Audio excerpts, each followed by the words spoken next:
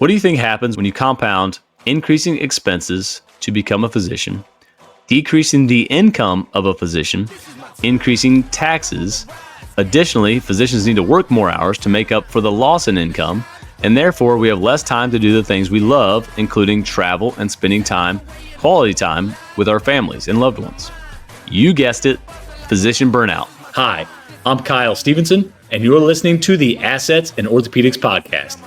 In this forum, we hope to educate medical students, residents, physicians, and other high-income professionals on the power of investing, especially in real estate assets and syndications. We want to help providers gain financial intelligence with the hope of earning financial freedom. Please listen and learn so you can spend more time doing what you love with who you love. Enjoy the podcast. You better bet that I'm on it. Hello and welcome to the Assets in Orthopedics podcast. This is your host, Kyle Stevenson. In this episode, I will be going solo today. I have some important topics that everyone should be aware of. Today is the day we're going to dive into some fun facts. Not actually. Most of these facts about healthcare and being a physician today in today's world are really not fun at all.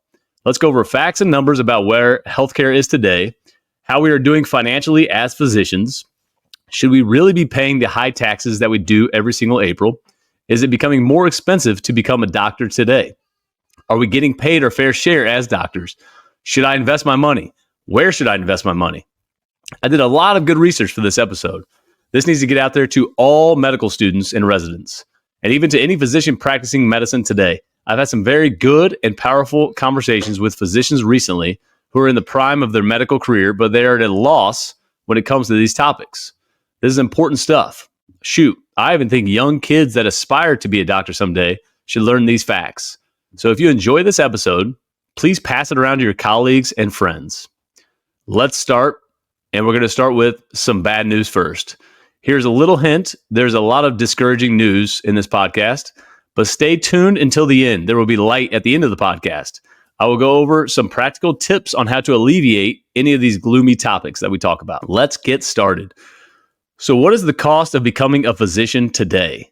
Well, first, before you even think about going to medical school, you need to get your undergrad degree first. According to the Education Data Initiative, undergraduate college tuition has increased about 750% since 1963 when adjusting for inflation. This means that the average annual cost of tuition at a public four-year college is 23 times higher than it was in 1963. In the 1980s were the biggest culprit for that, with the most extreme decade, with a 52% increase in tuition prices. More recent, from 2010 to 2022, tuition inflation averaged 12% annually, well above the 2 to 3% consumer inflation. All right, so that was undergraduate degree. What about medical school?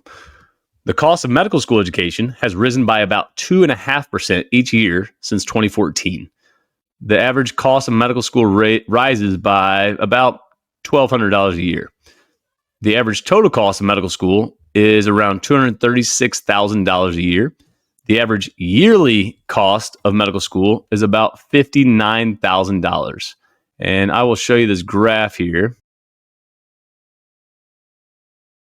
All right, you can see this graph here showing the increase from 2015 to 2024 as the tuition essentially goes up every single year. In-state resident pays on average $52,000 for medical school, and out-of-state resident pays around $65,000. So overall, the average cost of a public school education in medical school is around $210,000. Average cost of private school education for medical school is around $262,000. So keep that in mind when you're applying. There are other costs that we all accrued during the process of going to medical school and all the tests that we had to take. So the initial MCAT, or medical college admission test, needed to apply for medical school costs about $335 a test. The initial application fee is $175 through the AAMC. Each additional application costs around $45. So the average applicant spends about $1,000 just sending out applications. There may also be deposits and fees, and those can range from $500 to $3,000. Interview and travel costs on average are about $1,000 for clothes, hotel accommodations, flight costs, and food. And I think that's on the low end. The USMLE during the second and fourth years of medical school costs $660 for step 1 and step 2. And then you have to pay for books and medical instruments. That can cost another $100 to $2,000 depending on the program. I still have my otophthalmoscope, even though I haven't touched in years, but we paid a hefty penny for it in medical school because we were told that we needed it. So we just learned that it is expensive to attend both undergraduate college and medical school, with costs continuing to rise every year. However, it's totally worth it, right? Because doctors make so much money in their careers. Aren't we told that the benefits outweigh the expenses? Our friends were able to make and invest their money much earlier in life, but that doesn't matter because we ultimately catch up and pass them financially, right? Well, let's talk about physician income over the years. There's a graph. I say a beautiful graph from 2021, but it's really not. It's a little disheartening, honestly. That is titled Medicare Updates Compared to Inflation, 2001 to 2021. So according to the data from the Medicare trustees, Medicare physician pay has increased just 11% over the last 2 decades, or 0.5% per year on average.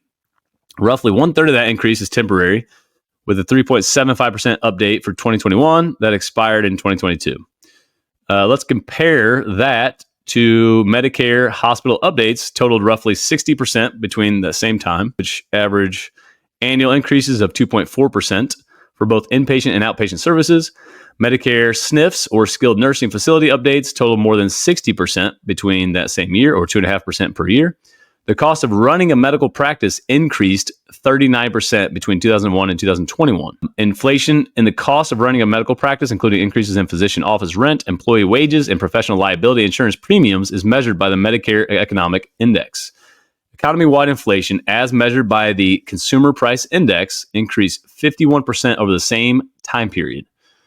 So the CPI, also known as the Consumer Price Index, measures the overall change in consumer prices based on basket of goods and services. It's the most widely used measure of inflation. So we're going to clarify this graph. Basically, in conclusion with this graph, in 2021, the AMA, American Medical Association, released this graph of the CPI, Consumer Price Index, compared against pay increases for acute care hospitals, SNFs, and outpatient hospitals. Trundling along the bottom, you see that black line is physician pay, which from 2001 to 2021 increased a marginal 10.5%, while the CPI, Consumer Price Index, which is inflation, increased 50%. This means that over the course of a 20-year span, physician incomes dropped by 39.5% in after-inflation dollars. Further, the cost of just running physician practices increased by nearly 40% nominally. All right, let's continue on that path. So from a recent Becker's article in March 2024, in March, Congress released in this article, they discussed 10 points that we're going to go through real quick just to belabor that point. In March, Congress released a $460 billion spending package that halves 2024's 3.4% Medicare pay cut for physicians to approximately 1.7%. The cut, which is not retroactive, comes on top of last year's 2% Medicare physician pay reduction. Physicians were disappointed by Congress's move, with many saying more needed to be done to protect physician pay. The AMA said in a blog post that the cost of running a practice is becoming unsustainable for many physicians as they deal with the effects of COVID-19 pandemic, inflation, staff shortages, and burnout. Some physicians are facing additional pay cuts from the cost performance category of the merit-based incentive payment system. It could reduce Medicare payments by up to 9%, according to a report from the AMA. There's a quote from a cardiologist in Denver. He told Becker's in July, "This is a slap in the face to physicians. There is already a physician shortage in the United States. This is easily going to make this worse. Why would anyone want to go into medicine knowing they're going to make decreased pay despite having to work long hours and place their own personal health in jeopardy?" Medicare physician payment has declined 26% since 2001 without factoring inflation and the finalized pay cut for 2024. You might be thinking, well, my practice does not take Medicare, so it really doesn't pertain to me. Because commercial payers typically base reimbursement rates on Medicare rates, their physician payments have also declined over this period. So yes, it does affect you. The cost to run a practice increased by 47% from 2001 to 2023, according to the AMA. So it's becoming more expensive to become a doctor. And physician pay is not even close to keeping up with inflation, essentially declining every year. That is frustrating in itself.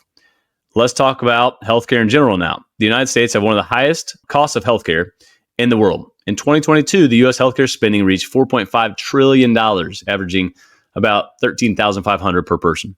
By comparison, the average cost of healthcare per person in the other wealthy countries is less than half as much. U.S. healthcare spending is going up each year, so where's that money going?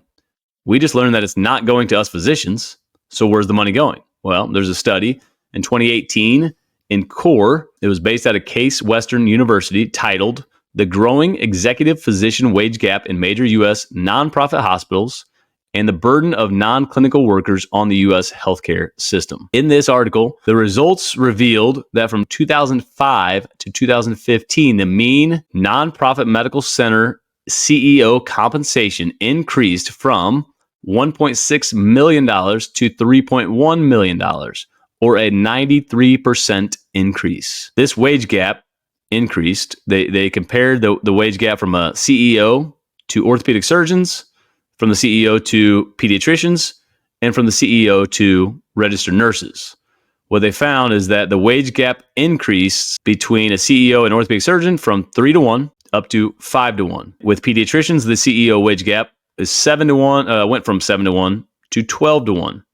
And comparing the CEO income with registered nurses went from 23 to 1 to 44 to 1. And there was a similar wage gap trend in the CFO compensation. So in conclusion, there is a fast rising wage gap between the top executives of major nonprofit centers and physicians that reflects a substantial and growing cost of non-clinical worker wages to the U.S. healthcare system. However, there does not appear to be a proportionate increase in healthcare utilization. These findings suggest a growing, substantial burden of non-clinical tasks in healthcare. Methods to reduce non-clinical work in healthcare may result in important cost savings. All right, so let's just do an analogy here of this previous point of the CEOs increasing their pay compared to physicians. This may be a stretch, but I think it's warranted. So we all watch one of the big sports leagues in the country, whether it's NFL, NBA, MLB, or NHL, or even WNBA for that matter. Let's take the NFL for an example. That's the most watched, I would say. So let's use that. The NFL has TV deals and sponsors that pay a ton of money to these leagues. What if the owners, coaches, and staff were getting all that increase in money, but the players were not? Do you think that the players are, who are the face of their franchise, would allow the owners and staff and coaches to make all that money with no increase in the pay to the players? These leagues all have a CBA in place. ESPN pays billions of dollars to the NFL. Do you think that Aaron Rodgers or Patrick Mahomes or you name it would just sit back and accept if their pay remained the same from the days of, say, Joe Montana or Troy Aikman? Heck no. The NFLPA, or Players Association, stands up for the players against the owners. I am not aware of anything similar for physicians. We are the smartest people in the country, yet we let hospitals, insurance companies, and other entities take advantage of us. To make matters worse, check out this graph from the Bureau of Labor Statistics. As the pay gap between doctors and administrators has grown, the number of healthcare administrators has also increased. Between 1975 and 2010, the number of U.S. physicians grew 150%, which is the red down at the bottom, in keeping with the nation's population. Meanwhile, the number of healthcare administrators increased 3,200%. That's the yellow. The cost of that administrative burden today accounts conservatively for 20 to 30% of our healthcare spending. Now, if patients were consuming more healthcare services and getting better results, maybe we could justify some of this. However, our consumption of healthcare services has been stagnant for a decade or more. What's more, despite spending about twice what other high-income nations do on healthcare, our life expectancy has declined for the first time in 100 years. Meanwhile, the cost of healthcare closes in on 20% GDP and shows no signs of slowing. To talk about that point, life expectancy declining, a measure of American longevity plunged, dropping from 78 years, 10 months in 2019 to 77 years in 2020, and then to 76 years, 5 months in 2021. With all these changes, I am sure our healthcare is more efficient than ever before, right? No. medical errors is the third leading cause of death after heart disease and cancer, according to the study out of the British Medical Journal in 2016. Medical errors claim the lives of 251,000 Americans each year, putting it higher than accidents, strokes, respiratory disease, Alzheimer's, and more. The only conditions that cause more deaths are heart disease and cancer. And again, that's based out of BMJ 2016. I promise to all of you listening that there will be some good news shortly. Please stay with me because this information is fascinating and should irritate all of us to a certain degree. But let's get to some more bad news. What about as physicians? We are getting more and more loss of control and loss of freedom, things that we don't like to hear. Some more stats. More than 3/4 of all U.S. doctors are now employed by hospitals, health insurers, private equity, or other corporate entities, as rampant consolidation continues to shrink the number of independent physicians. Between 2019 and 2024, more than 44,000 medical practices were acquired. As a result, nearly 60% of medical practices are now owned by corporations. As of January 2024, physician practice ownership by corporations, including health insurers, pharmacy chains, and private equity firms, exceeded ownership by hospitals and health systems for the first time at 30% to 28%. However, hospitals employ more than half of all U.S. physicians, while the corporations employ a little over 1/5. So, if all that was not bad enough, let's move on to our biggest expense and the thing we dread the most: taxes. I've said it before and I'll say it again. If you're taxed at 40% combined federal and state, you basically work for the government until May 27th, which is just about now. It's mind-blowing when I think about it that way. There was a survey with 1,500 physicians in Medscape that was released in 2022. It was Physician and Taxes report shows that most physicians in the country are taxed in the top 10% of workers in the country, and the majority of physicians feel as though they are overtaxed. So again, these are fast facts on physicians' taxes during the 2021 cycle. Physicians paid on average $76,000 in federal taxes, which seems a bit low. Physicians paid on average about $13,000 in state taxes. So in combination, on average, physicians paid about $90,000 in total taxes, which from conversations I've had, especially recently and personally, most specialists are well beyond these numbers. Physicians' marginal tax rate was 35%. The current top rate nationwide is 37%. The majority, about 75% of physicians, believe they pay too much in taxes. About half of physicians do their own taxes. 68% of physicians say the U.S. tax system makes sense. So most think that they overpay in taxes. 68 say that the U.S. tax system makes sense. Well, we're not only paying the highest in taxes, we're okay with paying the highest in taxes. And I hate when people say we're just giving our fair share. CPA and tax guru, to this point, CPA and tax guru Tom Wheelwright always educates on this point, stating that contrary to popular belief, 99.5% of the IRS tax code describes ways to lower your taxes. So it is legal to find ways to lower your taxes. The most common tax break for physicians is pre-tax 401k contributions, followed by charitable contributions and paying interest on a home mortgage. And if you listen to most high financial IQ folks, personal house is a liability and not an asset. You can live in a house, but it doesn't count as an asset, at least not on your balance sheet. So don't get that confused. And 1 in 5 physicians were audited during the 2021 cycle.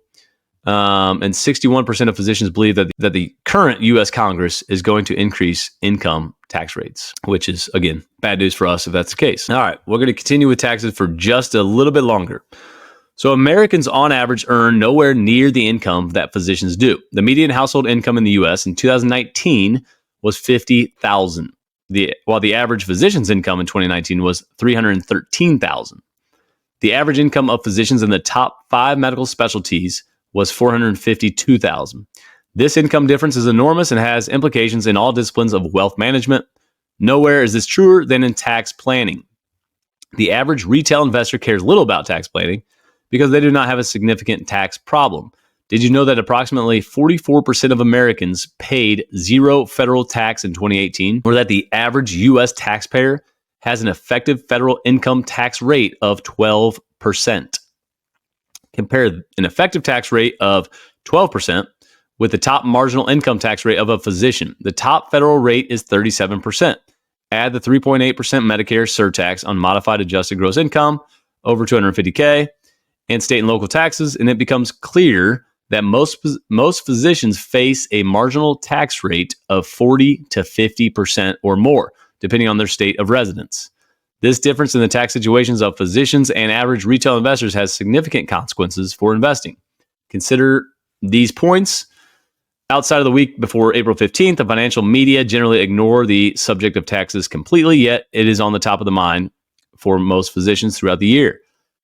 Almost all reporting on how an investment fund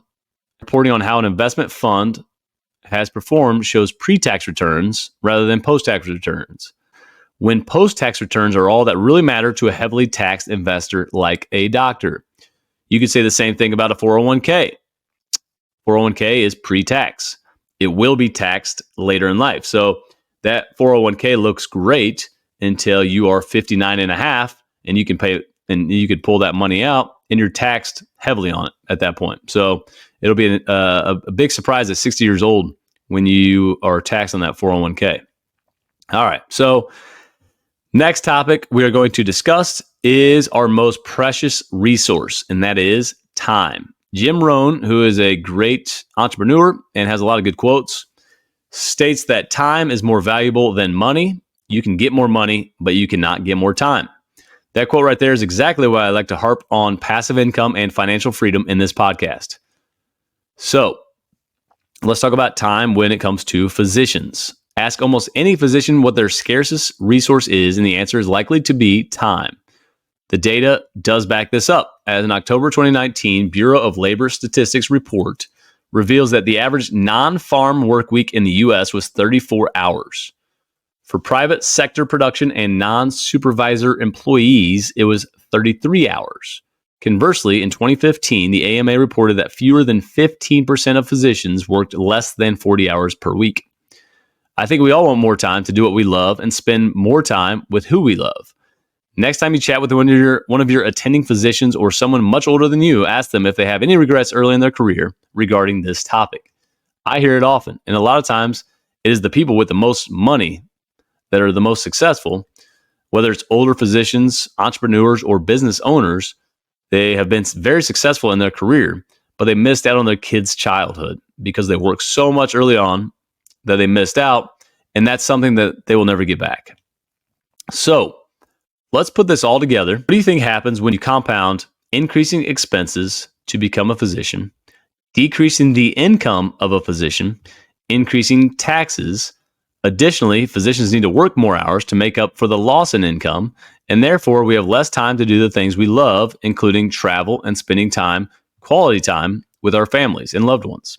You guessed it, physician burnout. That has become a hot topic, and there's no surprise there. From the AMA, American Medical Association, at the end of 2021, which is post-COVID, nearly 63% of physicians reported symptoms of burnout, up from 38% in 2020. The struggle of burnout is widespread. There's a good article in the Plastic Reconstruction Surgical Global Open 2021, talk about physician burnout. They state that the struggle of burnout is widespread. A systematic review and meta-analysis found that even medical students and residents are dealing with this. 27% of medical students screened positive for depression, and 11% reported suicidal ideation during medical school. Similarly, 28% of residents screened positive for depression and 60% for burnout.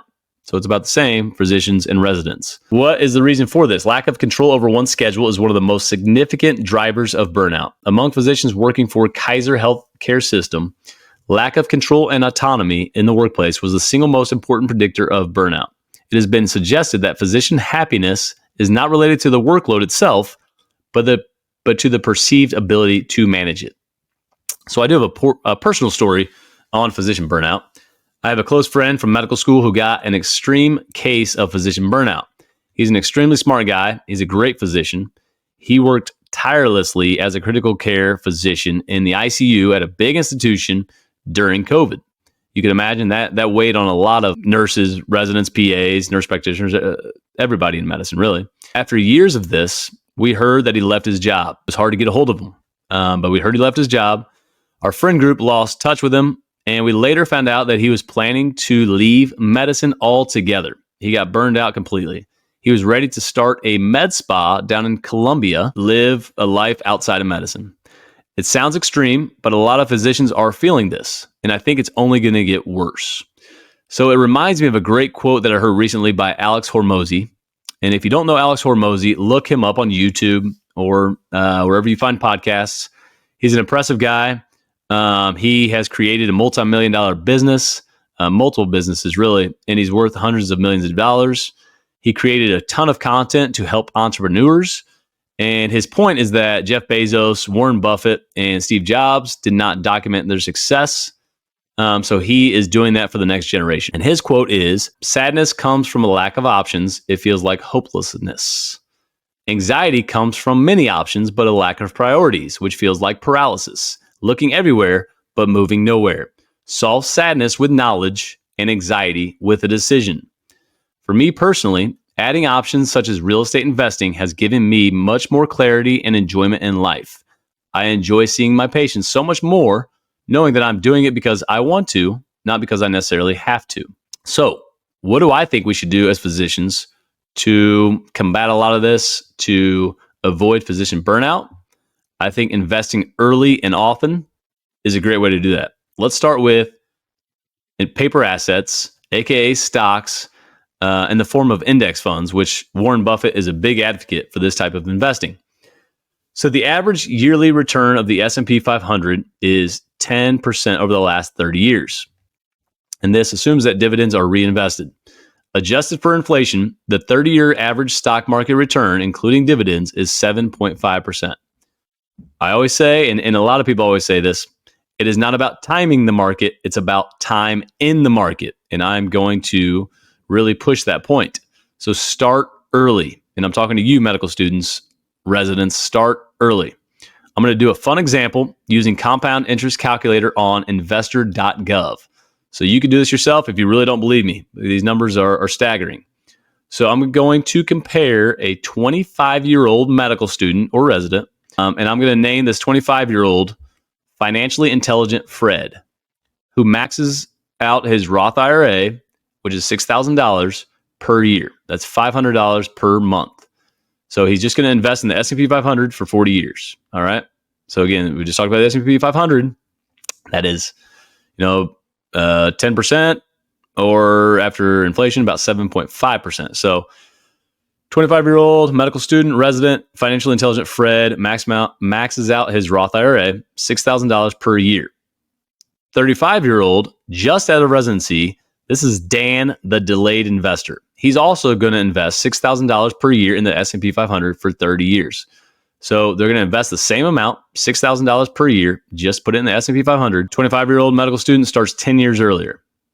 So at age 65, they're retired. Financially intelligent Fred will have $1.565 million. At age 65, delayed investor Dan will have $685,000. Because of the magic of compound interest, investing in medical school at 25 versus early in your practice at 35, you will have about 2.3 times return. Now, let's further that point. Let's just say that financially intelligent Fred, the medical student, continues to invest only $500 per month every year. All right, so he continues on that same path, $6,000 a year, $500 per month until he's 65. Dan, the delayed investor, wants to catch up. He knows his buddy started earlier than him, so he's like, all right, I'm going to catch up. So he's actually going to invest $1,000 per month or $12,000 per year until he's 65. All right, so he's doubling the amount because he wants to catch up on time. Well, does he catch up? That's the question. Financially intelligent Fred will still have $1.565 million when they're 65. Dan, the delayed investor, will only have $1.364 million. So Fred, financially intelligent Fred, will still have $200,000 more at the age of 65. That is why Albert Einstein was quoted as saying, compound interest is the eighth wonder of the world. He who understands it earns it. He who doesn't pays it. It's not about timing the market. It is about time in the market. Start early as you can, especially you medical students. I do personally believe in diversification of investments. I think it's smart to have a nice balanced portfolio. I have a little Bitcoin and other crypto, even though it's all very speculative for me personally. I have some commodities like gold and silver in my safe as well. I won't speak to either of those on this podcast, but they are options if you want to dive deeper yourself. I absolutely love real estate assets, as the name of the podcast suggests. For me personally, when I was in residency, I maxed out my Roth IRA every year. Then, in my first few years in practice, I paid myself about 20 to 30% each month and put it into investments, mostly index funds. I also did some passive investing in real estate with operators that I trusted in multifamily, self-storage, and Amazon distribution buildings.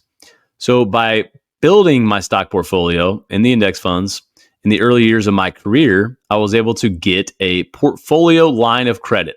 It's similar to a HELOC or a home equity line of credit. And with this line of credit, I started buying my own single-family homes as investment properties. After a ton of reading, ton of listening to podcasts, a lot of analysis paralysis, I finally took the plunge and bought my first property in 2022. I've then paid down the line of credit as I went, and I did a cash out refinance with the bank. And for one of those properties, I actually did a short-term rental loophole, tax loophole, which we will get into much deeper in our next episode regarding taxes. So with these single-family homes, I then plan to do 1031 exchanges with these properties into bigger properties to protect the tax advantage. And I'm in the process of doing that now with my single-family homes, and I will 1031 exchange those into our extended stay hotels. And as you know from previous episodes, I am now investing in our brand, Boardwalk Suites Extended Stay Hotels. Not trying to plug that. So let's talk about real estate in general and why I love real estate. I think it's the best tool to build wealth, and it's been said that most millionaires and billionaires have used real estate to build their wealth. So why do we love real estate? Well, you can combat inflation by increasing rents 2 to 3% per year, which goes along with inflation. The properties appreciate over time, and that also combats inflation, whether you used forced appreciation or natural appreciation. With real estate, you own something tangible, so it's something you can see and touch, unlike cryptocurrency. There are great benefits to offset our doctor's salary, even if you are a W-2, which I currently am. Depreciation, which is paper loss, especially with Trump's bonus depreciation, which is of great benefit. And hopefully Congress is trying to keep that bonus depreciation currently. But tune into my next episode after this one of the Assets and Orthopedics podcast. We will have one of the hosts of the Tax Smart Real Estate Investing podcast named Ryan Carriere. We're going to have a nice 45-minute conversation that talks about tax benefits of real estate investing, specifically for physicians. You do not want to miss that episode. That's going to be phenomenal. Subscribe to that one. That's going to be great. So for the most part with real estate, we have control over real estate portfolio. That's another part of it that we like. I talked about as physicians, we're losing control because we're becoming more and more hospital employed. We're not able to run our own practice. Well, with real estate, you do have control over your portfolio. I buy real estate to rent and hold. And if the market is suboptimal, like it is now, then I continue to hold and the renters will continue to pay down the mortgage. Ideally, you get a long-term loan early on, so the interest remains the same, but the rent will continue to go up 2 to 3% every year along with inflation. And that's how you build equity in your property. If the market is hot and it's a good seller's market, well, then you could either do a cash out refinance with the bank and continue to hold that property and make cash flow, or you could sell the property. You could either 1031 exchange it to continue with the tax benefits or sell it outright, make that money and move on to the next deal. So again, you have control over it. Real estate's a slow moving process. So there's no, urgent decisions that necessarily have to be made. Just remember, you make money in real estate when you buy, not when you sell. You make the money when you buy. So make sure that you understand underwriting a deal conservatively before you purchase anything in real estate. And having a mentor early on in your investing career is ideal. So in general, we make a great living as physicians. However, it's good to understand your finances and how to invest so that you don't have to continue spending your time to make money. Being a physician, we spend our time for money. Being an investor, it's passive income. So we do not spend our time for money. All right, let's talk about why I became so fascinated with real estate investing from the start. So initially, 2020, during COVID, orthopedic surgeons weren't necessarily needed in the hospitals. We were only able to perform emergent procedures at that time. Apparently, the hospitals heard the stereotype that orthopedic surgeons, we were all brawn and no brains. So they told us to stay out of the hospitals. We don't need you. So I had a little bit more time. And this was pre-kids as well. I definitely had more time with just my wife and downtime really from the hospital. So I dove deep into studies about COVID. I was trying to figure out what the government was doing and why they were making the decisions that they were. I didn't always love the decisions that the government was making, but I also realized I had no control over that. I could read the studies, I could disagree all I wanted, but I had no control. I realized quickly how little control I had. So the only way I knew how to have some control, aside from trying to be a politician, which I would never want to do, I decided that I would try to figure out how to pay little in taxes, how to pay as little as possible to the government. So how do I do that? I became passionate to learn how to minimize my taxes, ideally down to zero, if at all possible. So I did research. I researched, and the best way I found was to go all in on real estate investing. Gas and oil investing is another way, but that was not as intuitive to me, so real estate it was. So that's how really I got started into this. And then the next thing that really pushed me to understand real estate investing more than just being a limited partner or a passive investor on deals. Like most physicians, I'm very curious. I like understanding everything, but that was not always the case when it came to my finances until one pivotal meeting. So I had already started reading and understanding some of the real estate stuff, but this story really pushed me over the edge to figure out things on my own. I had a meeting with a syndicator who wanted to keep in touch because I had been investing with him. I've been a limited partner in his deals, and I've been handing my money over to him, and I trusted him. We discussed more of his deals that I would likely invest my money, and his deals proved successful. So I was ready to continue that trend. But then one day at lunch, he told me a story as we were leaving that I'll never forget. When he was getting his MBA years before, the professor told the class the best investors to target are doctors, dentists, and dumbasses. And he said to me, at least you aren't a dumbass. Well, that spoke to me. Maybe I'm not a dumbass because I'm a physician, but that put me in the same category as a dumbass. And that made me realize that we are smart as physicians. We're book smart for sure, but we are smart as physicians, but unintelligent when it comes to finances. We're easy targets that will get taken advantage of if we don't hire our financial IQs. Continuing that, I've networked over these years, especially in real estate investing, and just in general, really. And some things I've learned in networking with other real estate investors is that the government treats physicians, treats us, and really taxes us as high net worth individuals. So we need to start acting like we are high net worth individuals. And the big difference between us as physicians and high net worth individuals is that high net worth individuals don't always trade their time for money, and they find as many ways as possible to minimize their taxes. So by definition, high net worth individuals have $1 million or more in liquid assets. That's excluding your personal house. Again, your personal house is a liability, not an asset. Everyone needs to know their balance sheet, their own personal balance sheet, and that's your assets minus your liabilities. Pull out an Excel sheet and figure that out so you know exactly what your liquid assets are, and then you know, are you a high net worth individual or not? Ultra high net worth individuals actually are worth over $30 million. But we're going to talk about high net worth individuals. So do your own balance sheet, assets minus your liabilities. Be honest with yourself, but it's good to do that.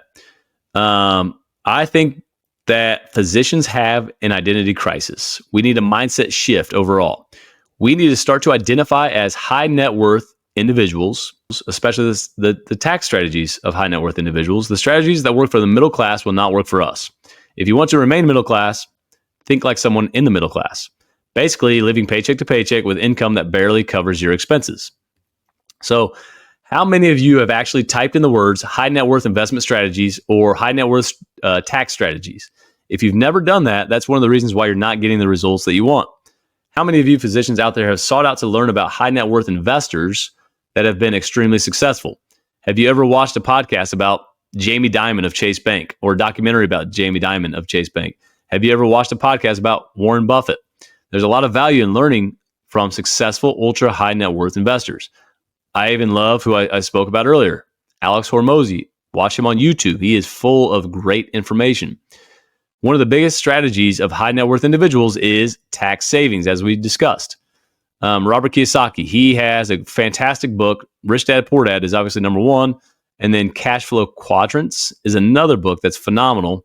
He has a quadrant, whereas it's also referenced in Dr. Tom Burns' book, Why Doctors Don't Get Rich. And he was on my previous episode 7 on my podcast. But this cash flow quadrant is phenomenal. And on the left side of it is an E for employee and an S for a small business owner. On the right side is B for big business and I for investor. So on the left side, the E and the S pay the most in taxes. And it's been said that 99% of physicians really fit into the left side. The B and the I are on the right side of the quadrant. They pay the least amount in taxes. And I think for us physicians, it would behoove us, it would make the most sense to move to the right side of that quadrant, especially in the I or investor quadrant. I think that makes the most sense for us. So the two big ways for physicians to use depreciation for tax benefits is the short-term rental tax loophole or what's called rep status or real estate professional status. It's not getting your real estate license, it's just real estate professional status. But we're going to really dive into that in the next episode. So stay tuned because we talked about my next podcast in a couple of weeks, having Ryan Carriere on, who is a real estate CPA. And you definitely want to subscribe to that episode to learn a lot about the tax benefits. So we're finishing up here, but there are so many great books to learn valuable financial lessons. There's no excuse nowadays because YouTube, podcasts, books, they're all easily attainable. Here's a list of financial books to get started. These strategies are not new and have been around for 100 of years. So let's talk about first, Hands Off Investor by Brian Burke is a good book on syndications. Robert Kiyosaki's book, Rich Dad, Poor Dad, and also Cash Flow Quadrants, and really any book by Robert Kiyosaki. You cannot go wrong there. A book by Dr. Tom Burns, Why Doctors Don't Get Rich. That spoke to me for sure a few years back when I read that. And again, he's on my podcast, episode 7. So go back and listen to that episode. Great book, Think and Grow Rich, Napoleon Hill. The Richest Man in Babylon, George Samuel Clayson. And that book was written in the 1930s, I believe. And that still rings true today. How to Win Friends and Influence People by Dale Carnegie, classic. Any resource that involves Keith Cunningham, please look that up. You can look him up on YouTube or podcasts. Who, Not How by Dan Sullivan. 10X is Easier Than 2X by Dan Sullivan. Atomic Habits by James Clear. And that's a good list, really, just to get started. Get started on those, and you will be eager to move to the next one. So I'm going to end this episode with 2 things that motivate me each and every day. I think that once your mindset changes, you cannot go back to where you were before. So the first thing that I love and that I follow and read really every morning is a quote: "A calm mind, a fit body, and a house full of love. These things cannot be bought, they must be earned." And the second thing that keeps me focused are the 5 F's that I live by, which are number 1, faith in God. Number 2, my fitness and health. Number 3, my family. 4, finances. And lastly, my future self. So I hope this episode speaks to you. Thank you all for listening. And I will end on this. Dream big and take action. This is my time. I'm on the rise. Thank you for listening. If you found value in today's podcast, please leave a review so our community can continue to grow. If you would like to stay connected or receive a copy of your free investing ebook, please go to www.sharpinvestmentsllc.com, and that's sharp with a P as in professional. This is not financial or tax advice. Please consult with your financial advisor or CPA.